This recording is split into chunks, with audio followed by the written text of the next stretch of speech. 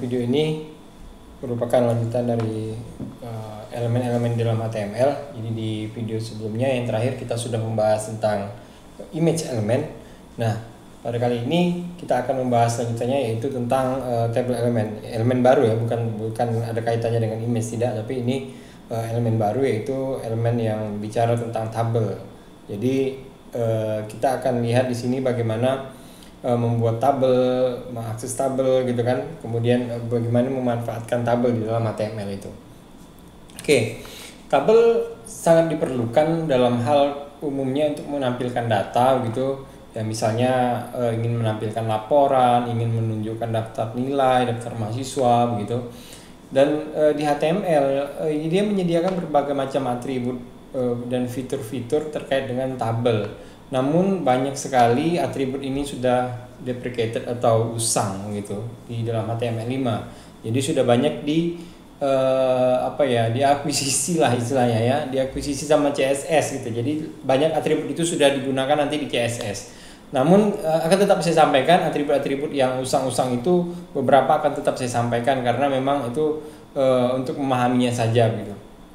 Nah, sebelum eranya CSS itu, tabel itu juga fungsinya sebagai layout web itu dibuat dengan tabel gitu, Jadi kalau dulu jadi kalau kita mau bikin layout misalnya gitu ya, ini halaman web kita gitu kan, umumnya kan gini nih, ada headernya, ini kan gambar gitu kan, Kemudian di sini mungkin ada home gitu kan, ada galeri misalnya kayak gitu, ada apa, login, ada apa gitu.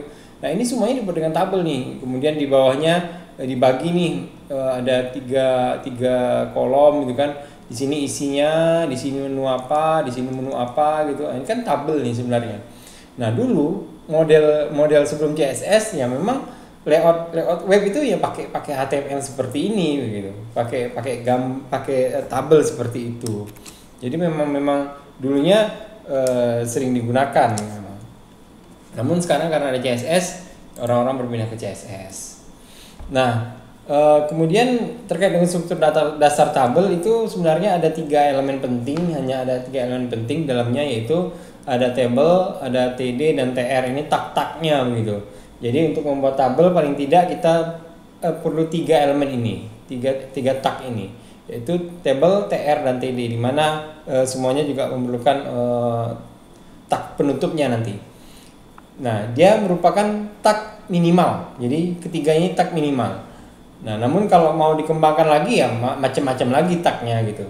Nah, sebelum kita membuat tabel, sebenarnya kita harus tentukan dulu bentuk tabelnya ini seperti apa, struktur tabel kita gitu. Misalnya saya sudah sebelum saya buat, saya sudah deskripsikan dulu gitu. Saya sudah buat dulu rancangannya, misalnya tabel saya itu maunya misalnya 3 baris 2 kolom gitu. Jadi kita sudah rancang dulu supaya ketika kita membuatnya nanti di dalam HTML, jadi kita tidak kebingungan lagi.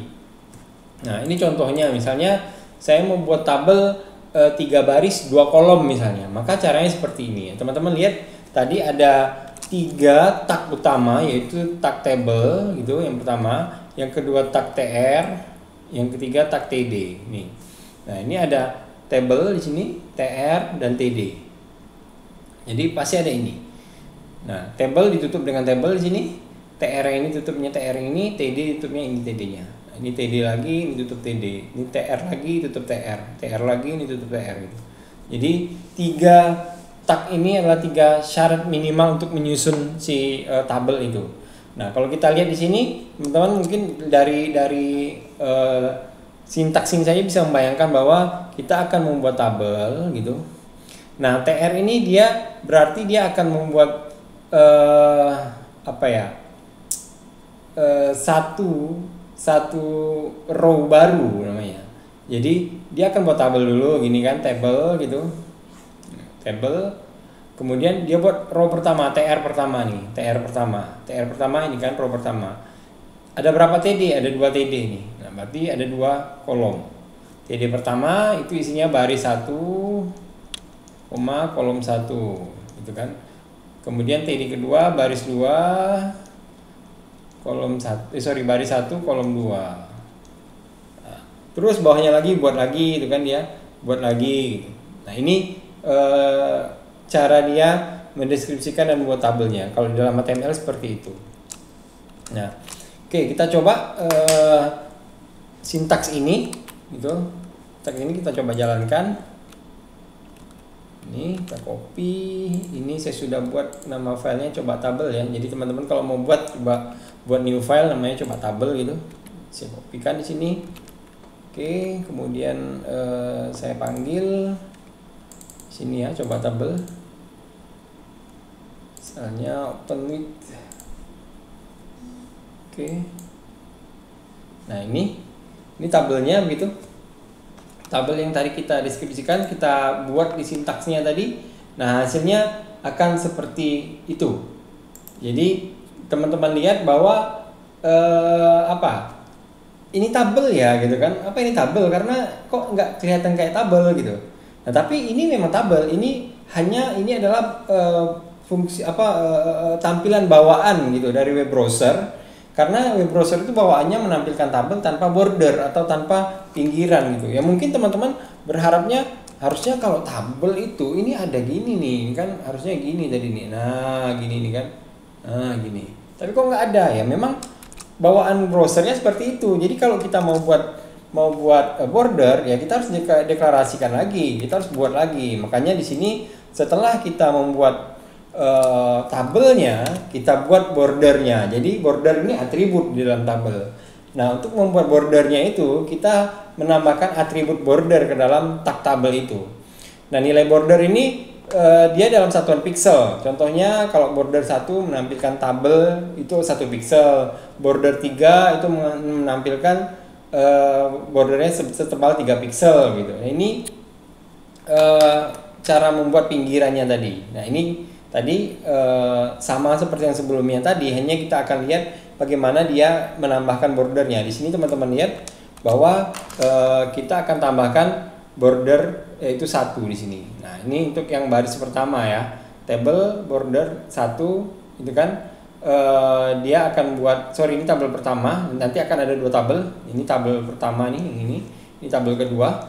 Nah, tabel pertama bordernya kita buat 1, tabel kedua kita buat bordernya 3. Jadi akan kelihatan perbedaannya nanti. Jadi dia si atribut border ini melekat pada tagnya tabel karena dia atributnya dari tabel itu tadi. Oke, kita coba sekarang kita jalankan. Ini bordernya kita kopikan ke sini lagi gitu.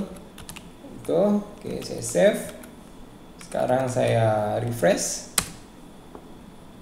Gimana nggak muncul? Sebentar, ini ada kesalahan. Kita lihat tabel border. Sebentar, atribut border 1 tabel.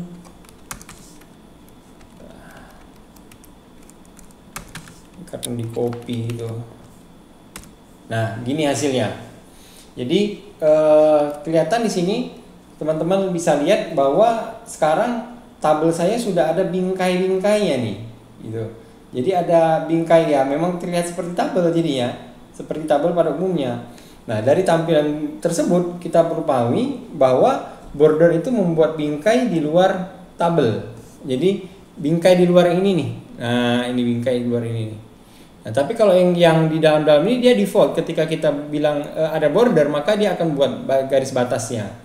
Nah, bingkai yang di luar tabel inilah yang disebut dengan bordernya. Makanya ketika kita gunakan bordernya 3 tadi, nah ini agak tebal nih kelihatannya. Sedangkan bordernya 1 nggak ada shadownya gitu ya, nggak ada shadingnya gitu. Nah, ini kalau bordernya 3 lebih tebal ya. Nah, ini yang disebut dengan border. Nah, walaupun sebenarnya di HTML 5 ini border ini udah deprecated namanya, udah usang gitu.